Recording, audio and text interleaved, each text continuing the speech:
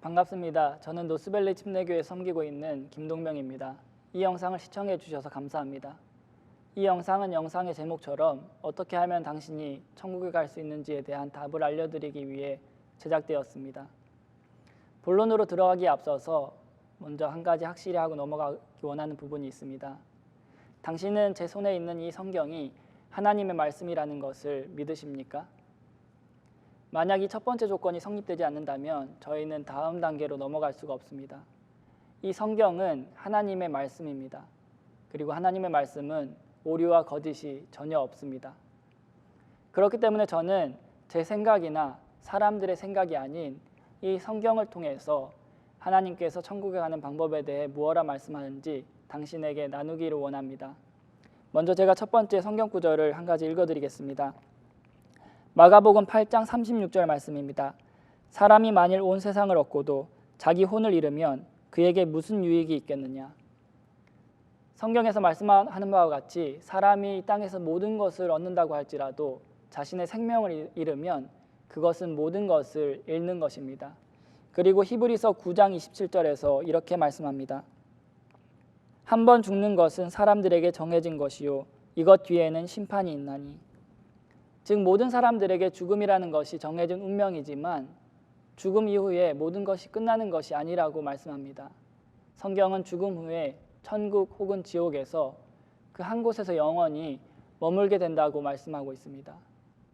그러나 많은 그리스도인들조차도 이것에 대해서 천국에 가는 것은 죽어봐야 한다고 말하거나 그것은 우리에게 달린 문제가 아니라고 말합니다. 하지만 성경은 이에 대해 우리가 그것을 확실히 알 수 있다고 말씀하고 있습니다. 요한일서 5장 13절 말씀입니다. 내가 하나님의 아들의 이름을 믿는 너희에게 이것들을 쓴 것은 너희에게 영원한 생명이 있음을 너희가 알게 하고. 즉 당신이 만약 영원한 생명을 가지고 있다면 당신이 영원한 생명을 가졌음을 확실히 알 수 있다는 말입니다. 즉 이것을 기록한 사도 요한도 자신이 죽은 후에 천국에 갈 것이라는 것을 확실히 알고 있었습니다. 그렇기 때문에 저는 당신에게 천국에 가기 위해 알아야 하는 4가지 사실들에 대해서 지금부터 나눠드리기를 원합니다. 첫 번째, 당신이 아셔야 할 사실은 하나님 앞에서 저와 당신이 죄인이라는 사실입니다. 로마서 3장 10절에서는 이렇게 말씀합니다. 이것은 기록된 바 의로운 자는 없나니 단 한 사람도 없으며.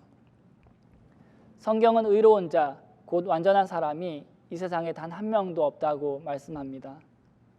곧 저는 제가 불완전한 존재라는 것을 알고 있습니다. 그리고 이 말씀에 따라 당신 또한 완전하지 못한 존재입니다.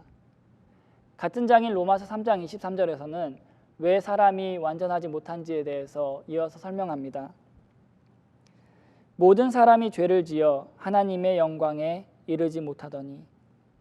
이곳 성경에서는 모든 사람이 죄를 지은 죄인이라고 말씀하고 있습니다. 당신은 한 번이라도 죄를 지어본 적이 있으십니까? 꼭 감옥에 갈 만큼의 중죄가 아니더라도 사소한 거짓말, 탐욕, 교만함, 악한 생각, 어리석음, 이러한 모든 것들이 죄인에게서 나오는 죄의 결과물들입니다. 그리고 성경은 모든 사람이 죄를 지은 죄인이라고 말씀하고 있습니다. 하지만 이것보다 더 큰 문제는 죄인들에게 죄에 대한 형벌이 예비되어 있다는 것입니다. 로마서 6장 23절에서는 이렇게 말씀합니다. 죄의 삭은 사망이나. 삭시라는 말은 일한 것에 대한 품값 혹은 대가라는 의미이죠. 죄에 대한 대가가 있다는 말씀입니다. 그리고 이 죄에 대한 대가는 사망이라고 말씀하는데 이것을 들으실 때 뭐 그렇게 나쁜 것도 아니네. 죄를 짓고 죽은 후에 무덤에 묻히면 그걸로 끝이니까 라고 생각하실 수 있지만 이것은 육체적인 죽음을 의미하는 것뿐만 아니라 불호수에 던져져서 영원히 고통받게 되는 둘째 사망을 의미하고 있습니다. 요한계시록 20장 14절 15절에서는 이렇게 말씀합니다. 사망과 지옥도 불호수에 던져졌더라. 이것은 둘째 사망이니라. 누구든지 생명책에 기록된 것으로 드러나지 않은 자는 불호수에 던져졌더라. 이곳에서 둘째 사망이란 불호수에 던져져서 영원히 고통받게 되는 것이라고 말씀하고 있습니다. 그리고 성경에서는 생명책에 기록되지 않은 모든 사람이 이곳 불로스에 던져졌다고 말합니다. 곧 죄인의 죄의 대가는 이곳 불로스에 던져져서 영원히 고통받게 되는 것입니다. 반대로 지옥에 가지 않고 천국에 가는 방법은 어쩌면 단순할지 모릅니다. 이 말씀처럼 이 생명책에 당신의 이름이 기록되면 되는 것입니다. 제가 아까 로마서 6장 23절 상반절만을 읽어드렸는데 이번에 전체를 한번 읽어보도록 하겠습니다. 죄의 삭슨 사망이나 하나님의 선물은 예수 그리스도 우리 주를 통해 얻는 영원한 생명이니라. 이곳에서 죄의 대가는 사망이지만 하나님의 선물은 예수님을 통해 얻는 영원한 생명이다 라고 말씀했습니다. 곧 하나님의 선물, 이 영원한 생명을 받기 위해서 예수님을 믿음으로 받아들이면 되는 것입니다. 오직 예수 그리스도를 믿음으로 받아들이는 것 말입니다. 요한복음 3장 16절에서는 이렇게 말씀합니다. 하나님께서 세상을 이처럼 사랑하사 자신의 독생자를 주셨으니 이것은 누구든지 그를 믿는 자는 멸망하지 아니하고 영존하는 생명을 얻게 하려 하심이라.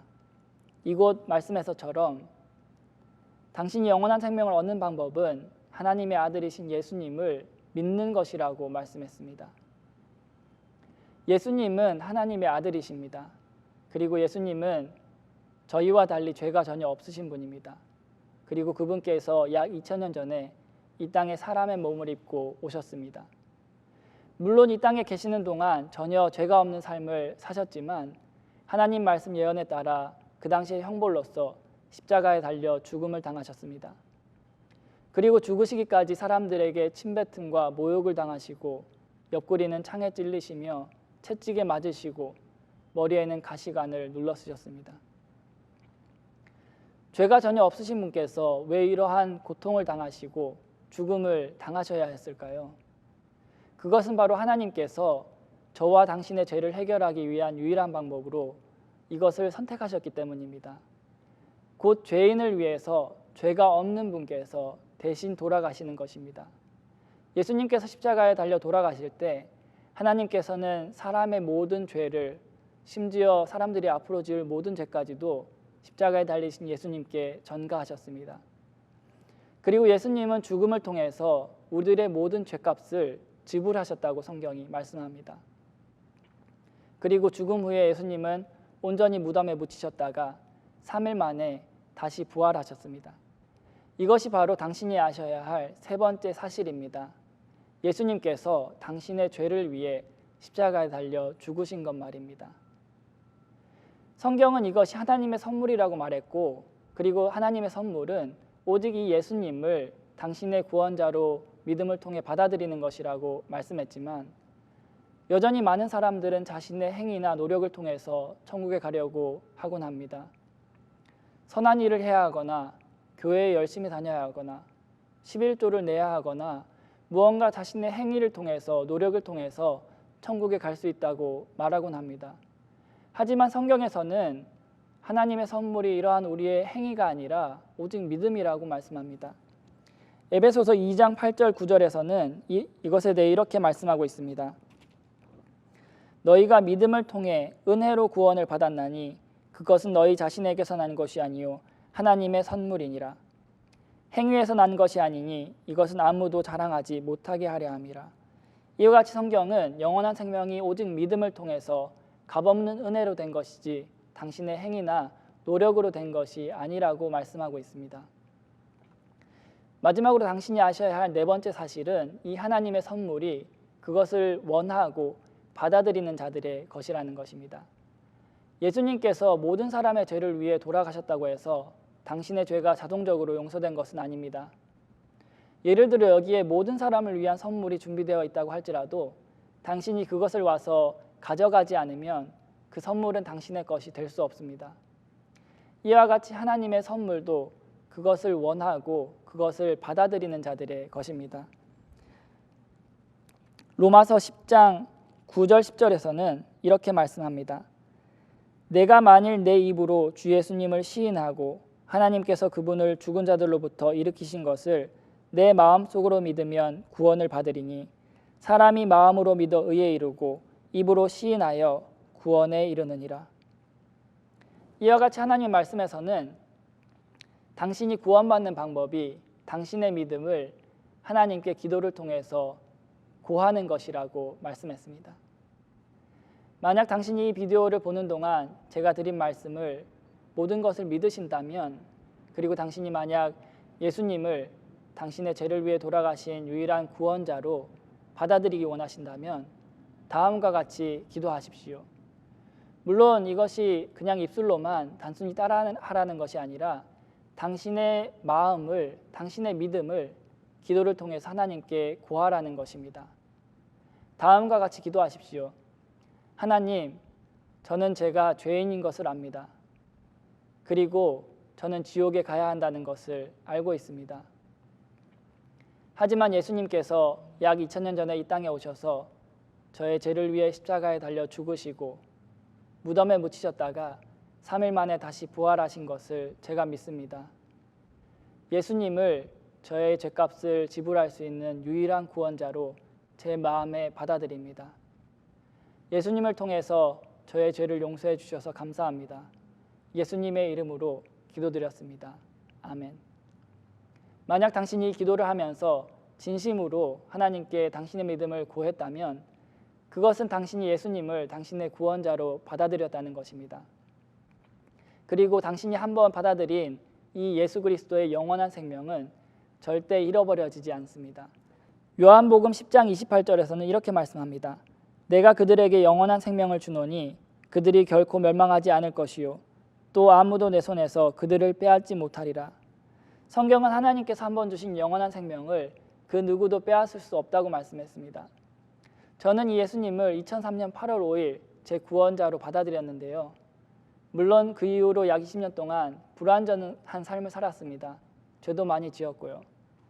하지만 저는 제 영원한 생명을 절대 잃어버리지 않습니다. 그리고 제가 언제 죽더라도 저는 천국에 갈 확신이 있습니다.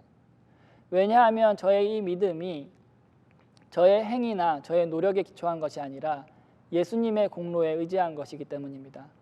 예수 그리스도와 예수 그리스도의 영원한 약속 위에 둔 것이기 때문입니다. 그리고 성경은 예수님을 받아들인 자들에게 하나님의 자녀로 다시 태어났다고 말씀합니다. 만약 당신이 이것을 받아들였다면 하나님의 자녀로 다시 태어난 것을 축하드립니다.